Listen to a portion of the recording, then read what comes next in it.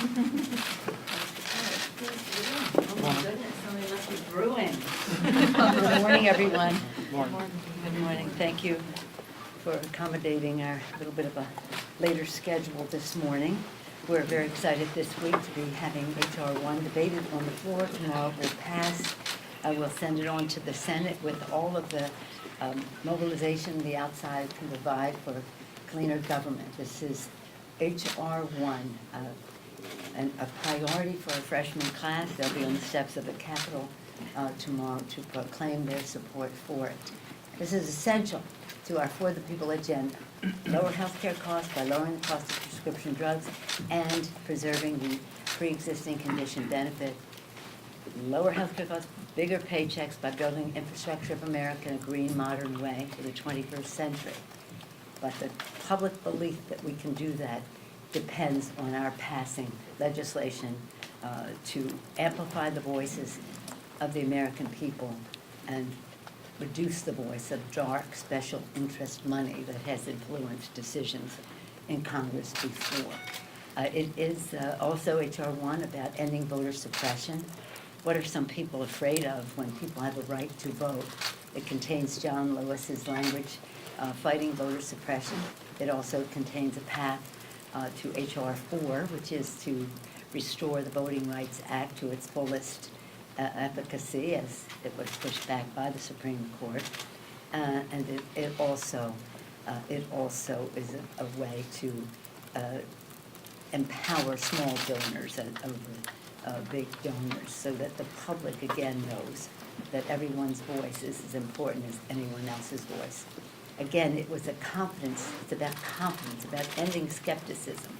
I've said in Texas a couple of days ago at such a town meeting on the subject of HR 1 and how it related to voter suppression, that when we talk about voter suppression, we largely talk about reducing the hours that polling is available, the number of polling places, the number of days.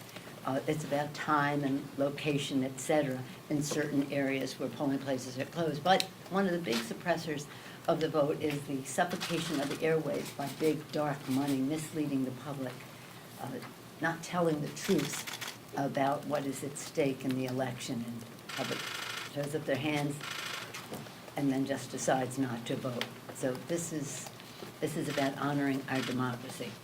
We said we were going to do it as we have proceeded, building on what we talked about last week. The committees continue to have introduced bills, have hearings on bills to lower the cost of prescription drugs and protect the Affordable Care Act. Continue to have hearings on how we proceed on infrastructure, and HR 1 will be on the floor today. We also said we were going to pass legislation to advance common sense gun violence prevention, and we did last week with HR 8. Next week we'll be launching our Equality Act to end discrimination for the LGBTQ community, and we will also be launching our initiative to protect the Dreamers and the and temporary protective status persons in our country. One more bill before the end of the month will be, well, two more. One will be equal pay for equal work, which comes back to our original increased paycheck, lower health care costs, increased paychecks, and we will be on a path to pass once again the reauthorization of the Violence Against Women Act. So we said these things during the campaign, and we are getting it done, and we're telling the public about the paths that we are on to get them turned into law to make a difference in the lives of the American people. I was glad to send to the Senate and therefore to the President the Land and Water Conservation Bill named for John Dingell the other day. So while so much else is swirling around here in terms of investigations, the Mueller investigation, the fundamental responsibility of Congress to have oversight over the executive branch and other items, we are doing housekeeping as we keep proceeding with legislation for the good of the American people.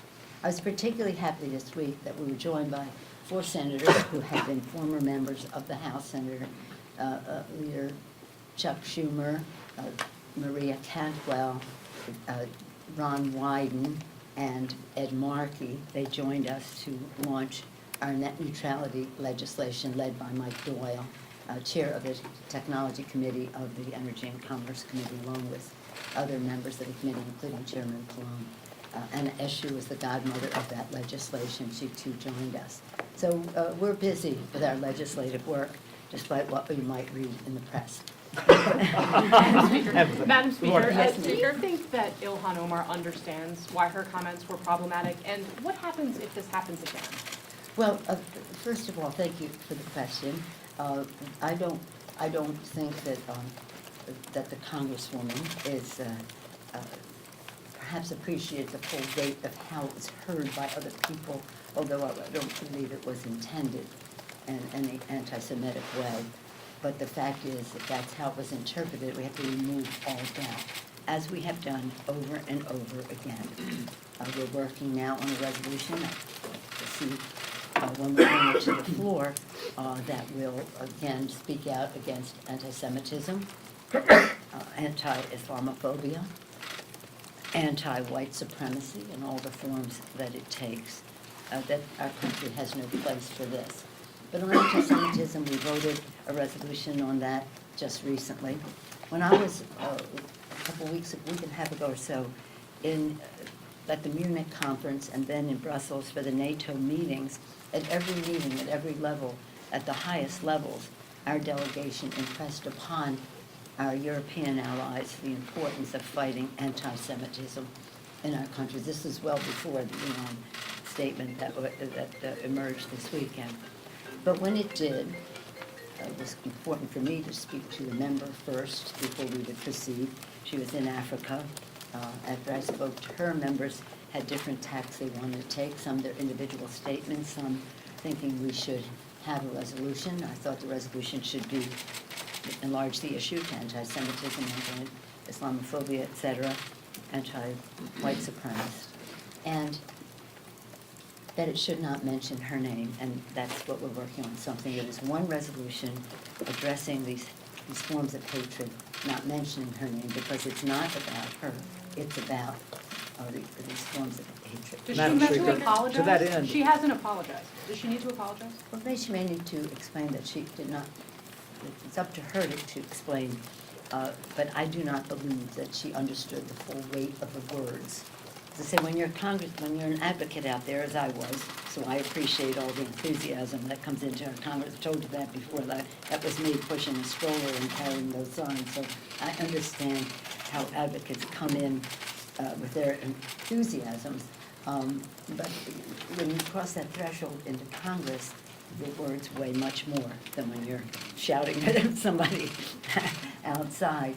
And I feel confident that her words were not based on any anti-Semitic attitude, but that she didn't have a full appreciation of how they landed on other people, where these words have a history and a cultural impact that may have been unknown to her. Madam Speaker, thank you. And to that end, I know... Did I call on him? Did you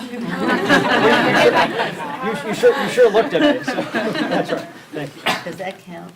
No, not yet. I posed my question to you. But thank you. There was concern about motions to recommit Yeah. that your side has had, and I know how important H.R. 1 is to your side, and that if you didn't address this right away, that could be the motion to recommit and try to undercut what happened with the firearms bill last week and so on and so forth. So is that part of the decision to go ahead at this point and get this done out? Explain why. No. The Republicans will never fail to have their xenophobic motions to recommit, as they did last week. It doesn't matter whether we have a resolution or not. So this has nothing to do with that. This has to do with I see everything as an opportunity. This is an opportunity once again to declare strongest possible opposition to anti-Semitism, anti-Muslim statements, anti-white supremacist attitudes. The president may think they're good people on both sides. We don't share that view.